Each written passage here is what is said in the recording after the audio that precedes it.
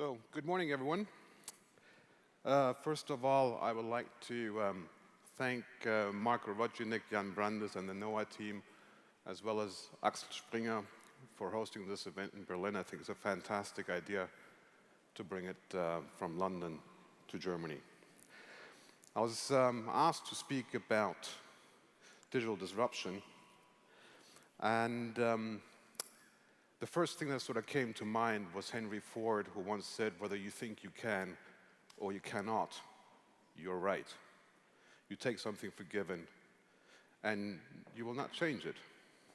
So this presentation is about people who don't have that attitude, who would have known where we would be if it wouldn't have been for Bill Gates or Steve Jobs doing what they did and changing the way our world is today.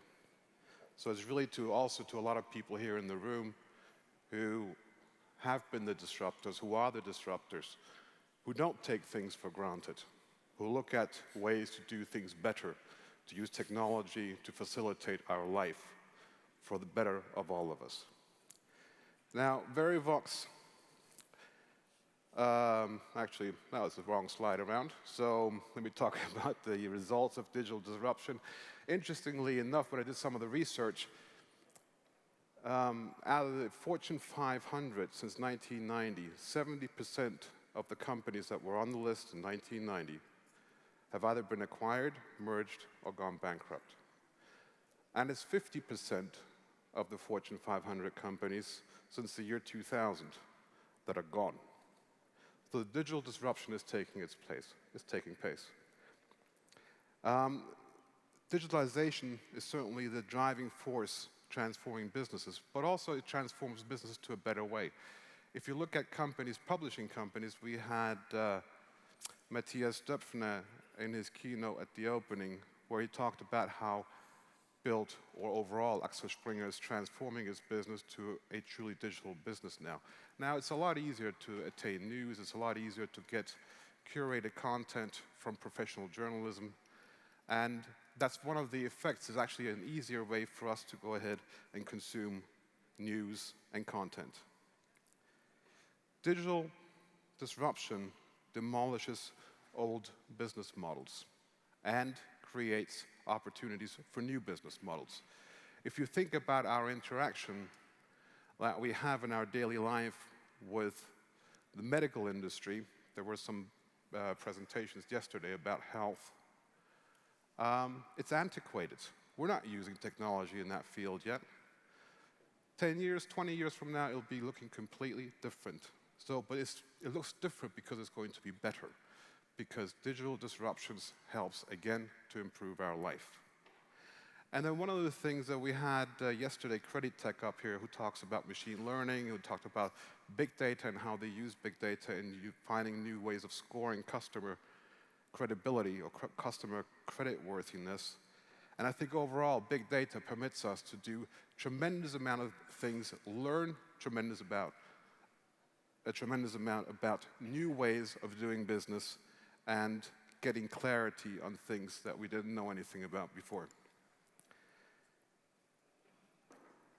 The German energy market was liberalized for the electricity part in 1998. That's when Verivox was founded by two English guys in their mid-20s, Andrew Goodwin and Alex Preston, in a place called Heidelberg, of all places.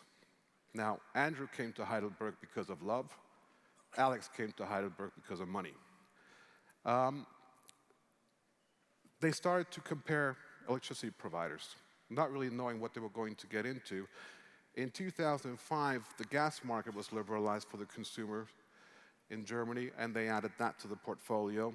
But it wasn't until 2007 when they had their first breakthrough year with doing 600,000 switches in 1 year. 600,000 households were switched. It just completely exploded.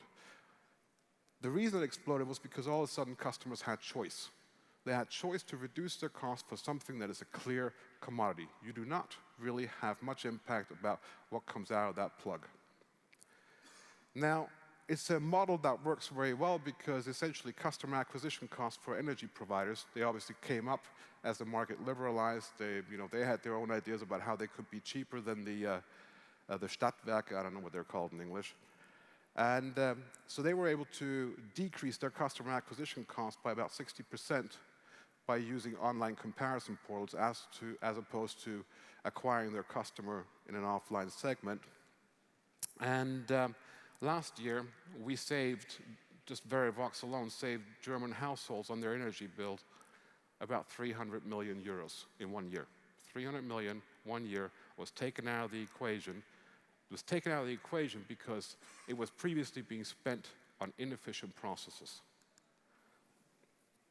Just a brief note in terms of why this whole entire model works is essentially because everybody wins.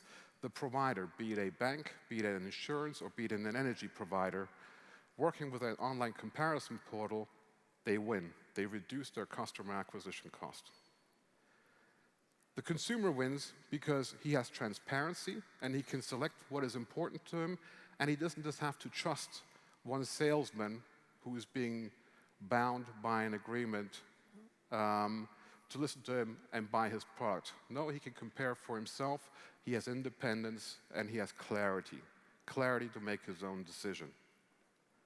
And obviously, as the online comparison portal, we win because we take commissions from the providers, and they're all relatively the same, so this whole accusation that we usually get around to in terms of us putting people at the top who pay more commission is complete ridicule. It's a mathematical equation that's behind it. It has nothing to do with commissions. So everybody wins in this equation. That's why it's a beautiful model. Now, what we do in order to get there, we had a presentation yesterday about how many people have tried to come into the online comparison portal market and have failed. And I suspect that over the last few years, anywhere between 500 million and 1 billion euros have been burnt in Germany on companies trying to enter this area and have failed miserably. Whilst this looks like a relatively simple equation compared to some of the other things that I've heard in the presentations on stage here over the last 2 days, just absolutely impressive, massive amounts of data that's being used. We're a little bit more simple in a way, but it nevertheless is still complex. So there's over 1,000 electricity and gas providers, tariffs that change every day for different zip codes, for different levels of usage. And on top of that, we have to provide an evaluation of every single tariff that's being put out there. So it's about 1 million plus moving parts constantly that have to be updated on the website at all times and be up to date. One of the things that is most important, though, is unlike yesterday that we heard, Verivox does not spend 80% plus of its revenues on customer acquisition.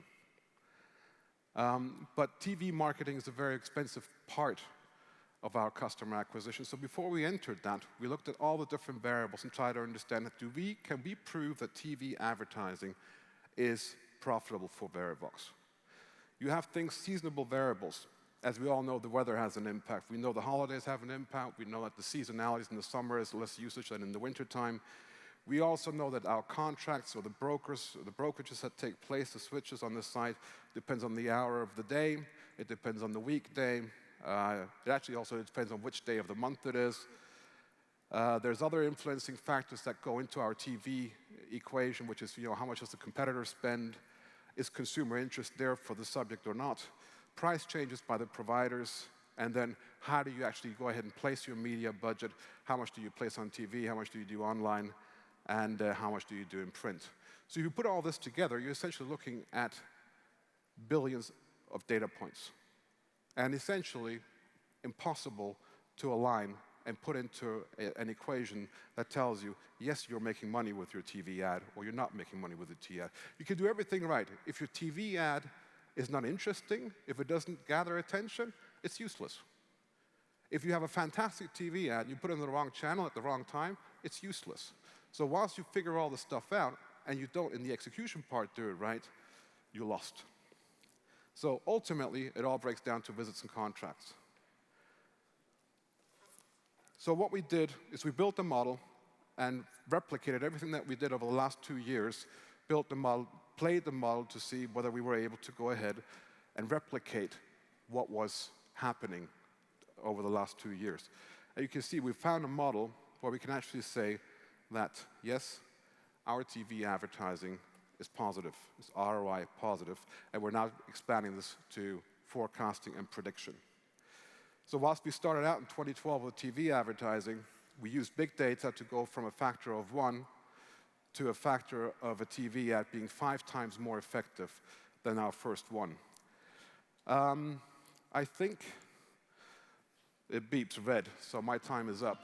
I'm going to leave you with a short, very first TV ad in Germany that was played. They didn't have any data, any information about big data, and it's played too quickly. And so I'll leave you with the video. Thank you very much for your attention. Enjoy the day. Thanks.